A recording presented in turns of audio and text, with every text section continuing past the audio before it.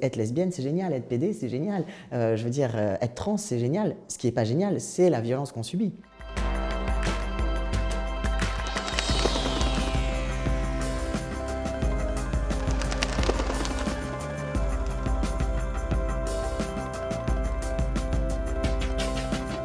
En 2010, c'est la fin de la psychiatrisation officielle de la transidentité. On dit que c'est plus une maladie mentale. 2016, c'est une autre étape importante grâce aux luttes des militants.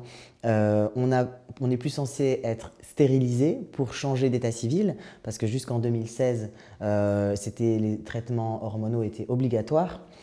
Évidemment que le but masqué, c'est de faire en sorte que les personnes trans ne puissent pas avoir d'enfants. Maintenant, depuis 2016, on peut normalement juste transitionner et changer notre état civil parce que socialement, on est perçu comme un homme ou comme une femme, voilà, selon la destination de la transition. Ce qui est intéressant, c'est de voir que quand bien même cette loi change, bon déjà, elle n'est pas toujours respectée.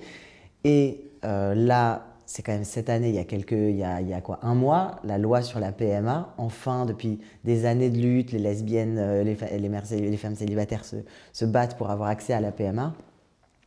Enfin, cette loi passe, sauf que qui exclut? Les personnes trans. Et clairement, l'absence d'accès à la PMA montre bien que nous sommes encore traités comme des sous-citoyens encore en 2019, hein, presque 2020 maintenant. C'est aujourd'hui, jour pour jour, un an que j'ai commencé la testostérone, donc on va dire officiellement ma transition. Je suis un peu ton papa. Ouais, t'es mon papa. C'est vrai, c'est le premier trans qui m'a aidé, qui m'a donné des conseils, il m'a donné les numéros de médecins, il m'a dit ça va aller. C'est vrai, t'as été tellement il n'y a pas de raison mignon, que ça aille pas. On a beaucoup parlé de la communauté LGBT pendant longtemps, en sachant qu'en fait c'était plutôt la communauté G, hein, parce que c'était quand même des hommes cis qui souvent géraient ces associations. Les lesbiennes ont été beaucoup invisibilisées. À force de lutte, elles commencent à être un peu plus visibles maintenant, mais c'est pas encore gagné. B, bon, les bi, quand même, tout le monde s'en fout. Hein, je veux dire, la biphobie, ça existe aussi, même au sein de la communauté. Et les trans sont très invisibilisés dans les associations LGBT, au point qu'on fait des assos d'autosupport. Pourquoi elles se sont créées? Parce qu'elles ont été voir au début les assos LGBT et puis il n'y avait pas de T. Après, on a rajouté Q, I, Q pour queer, qui sont donc toutes les personnes qui se définissent dans les marges, qui ont une façon de s'affirmer, une façon de vivre différente. En ce moment, je trouve qu'il y a un peu du queer washing, c'est-à-dire que ça devient la mode. Donc on voit des magazines qui s'emparent de la notion queer, mais la communauté queer, c'est les personnes marginalisées avant tout.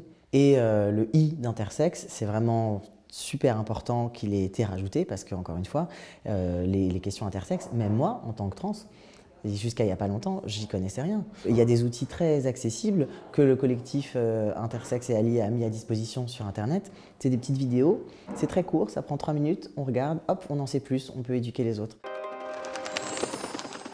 C'est vrai que sur les plateaux, je vois que voilà, il y a les erreurs habituelles, les gens qui disent transsexuel au lieu de transgenre, on me genre féminin et après on me genre masculin, mais on sait pas trop. La différence entre transgenre, transsexuel, cisgenre, on s'y perd un peu. Cisgenre ou transgenre, ça évite des trucs très très maladroits comme dire les personnes trans et les autres ou les gens normaux. Quand en fait les médias passent leur temps à nous mégenrer, à parler de nous n'importe comment, à nous ramener à la sexualité, à la sexualisation, si les médias font ça, si l'État nous traite différemment des autres individus, forcément, quand on sort dans la rue, il y a de la violence. Alors quand on est un homme trans binaire, dans mon cas, c'est-à-dire qu'avec un cis-passing, ce qu'on appelle un cis-passing, c'est-à-dire que je passe pour cis, c'est-à-dire qu'aujourd'hui, je vais à la boulangerie, on me dit monsieur sans hésiter, on ne se dit pas que je suis trans. Donc finalement, c'est par mon invisibilisation dans l'espace public en tant qu'homme trans que je m'évite cette violence. Mais si les gens savent, la violence, elle va revenir immédiatement. Et les femmes trans qui n'ont pas de cis-passing, alors si elles en ont un, elles subissent le sexisme ordinaire, donc de toute façon, elles subissent de la violence en tant que femmes. Et si elles ont un cis-passing fragile et qu'elles sont repérées, perçues comme femmes trans, elles subissent une violence décuplée. L'espérance de vie d'une femme trans aujourd'hui dans le monde, c'est 36 ans. Le taux de suicide chez les jeunes trans, c'est 7 fois supérieur à la moyenne. Je veux dire, c'est important de rappeler que la précarité, elle vient avant tout de la transphobie. Si on parle d'un monde idéal, si on parle au-delà de 2020, moi j'espère vraiment que d'ici, je sais pas, 10, 15, 20 ans, on arrivera vraiment à faire disparaître le marqueur de sexe sur les papiers d'identité. On n'a pas besoin du M et du F. Et il y a beaucoup de personnes qui ne se reconnaissent pas, hommes ou femmes, qui se sentent non-binaires ou gender fluid, ce qu'on appelle, c'est-à-dire avec voilà, une fluidité dans le genre, ou même vraiment où aucune de ces deux catégories leur parle. Et je ne crois pas du tout que la voie de mettre une troisième case, genre X, ce soit une bonne idée, parce qu'il y a tellement de pays autour de nous, et puis même en France, ça peut changer, où si tu n'es pas justement dans cette norme binaire, tu te retrouves avec des gros problèmes. Moi, si j'ai un X, demain, je vais en Russie, je ne rentre pas.